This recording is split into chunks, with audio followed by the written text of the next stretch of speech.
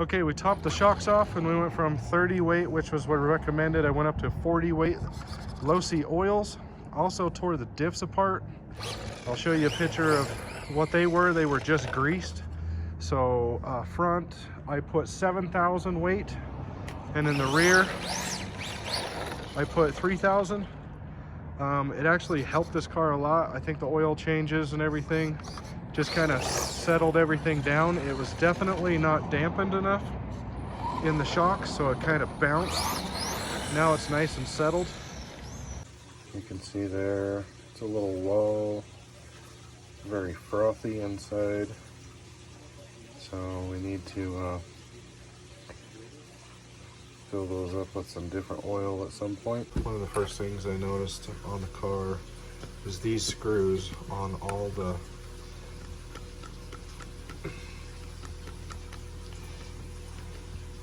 cranks are loose on this side.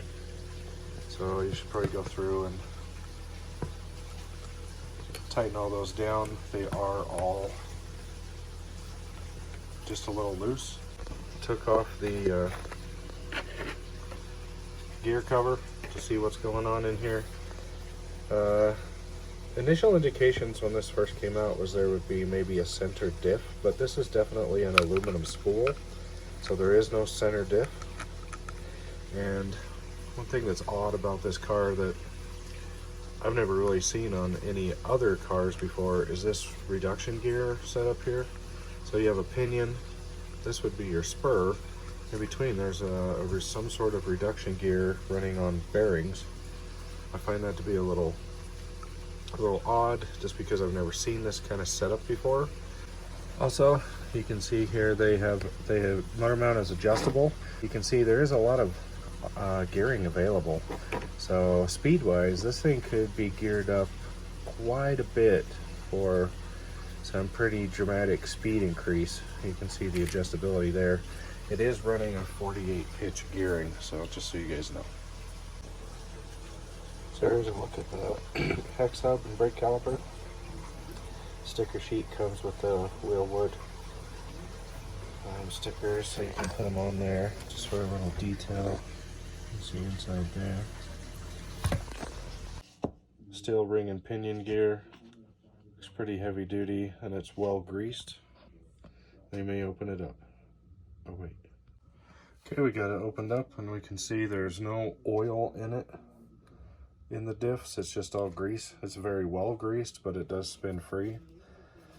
It's a little loose, so we're gonna go ahead and clean up to get some of this grease out of there and fill it up with 7,000 weight. The manual suggests to do 5 front and rear, and as what I've decided to do is do 3 in the rear, which already feels a ton better, and 7,000 in the front. We're not gonna lock it up. For now, we're gonna kind of tune it like the regular touring car. We're not locking anything. It does come with a spool that you could put in the front or the rear, depending on if you want to drift. Probably lock the rear. If you're doing more touring car stuff, you could do a spool in the front. I'm gonna leave the diffs still open, but I'm just gonna put a heavier fluid in them. A little more controllable.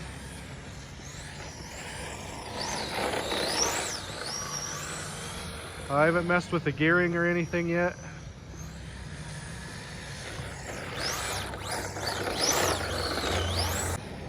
Could probably use a little bit taller gear on the pinion,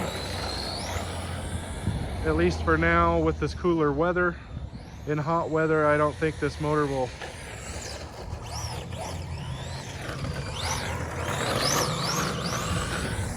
handle it. It's pretty zippy the way it is, but I think I'm gonna definitely put brushless system in it. Something that will still be pretty fast, maybe only on 2S, 3S, and we'll get some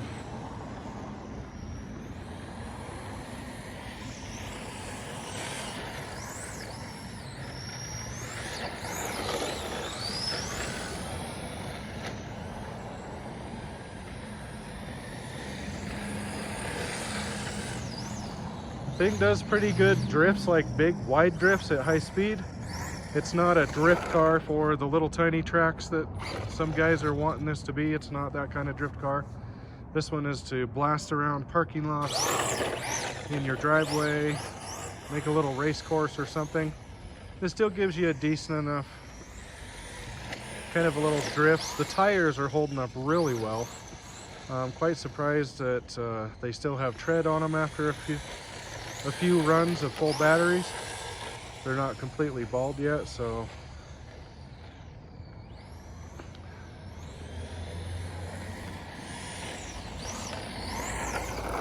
the only thing we noticed is this thing had a couple loose screws on the steering cranks.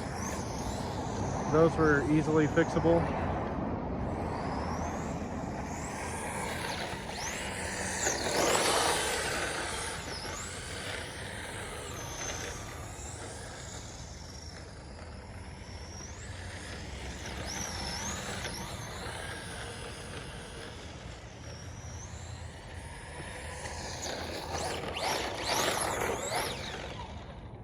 Yeah, so I have some track dots that I can set up and do a little track,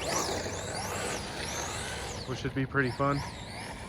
All in all, I would say that this truck is pretty fun. I know everybody's complaining about the price.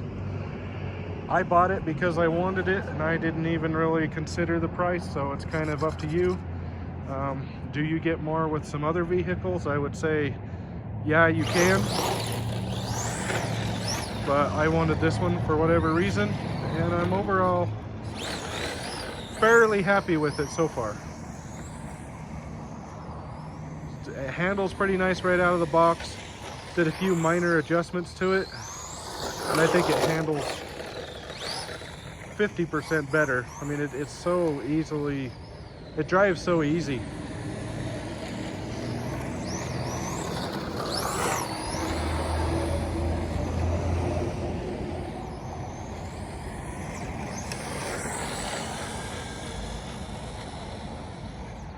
And a 3000 milliamp shorty battery pack will last like 45 minutes with this thing, as long as the motor don't get hot.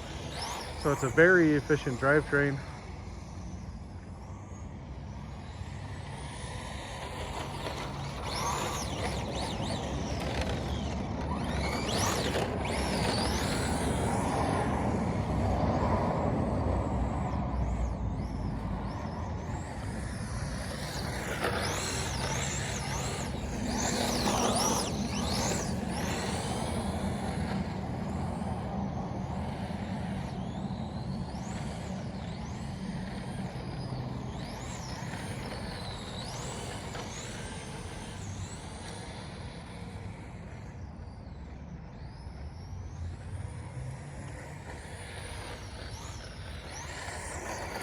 Like I said in my last video, don't criticize me on my drifting. I'm not a drifter. I'm just out here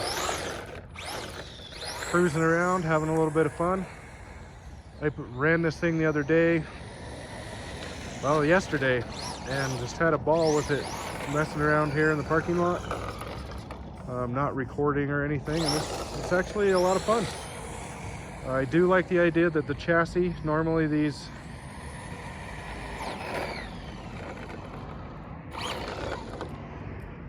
little 10 scales will hit a lot of rocks because they're too low to the ground. This chassis is actually set up pretty well to where it doesn't ride really low, so you're not getting a lot of rocks and bouncing off of it. So like I just drove over a little pebble there, it didn't even hit. So it's got a decent clearance to where it's not getting stuff stuck in it or under it.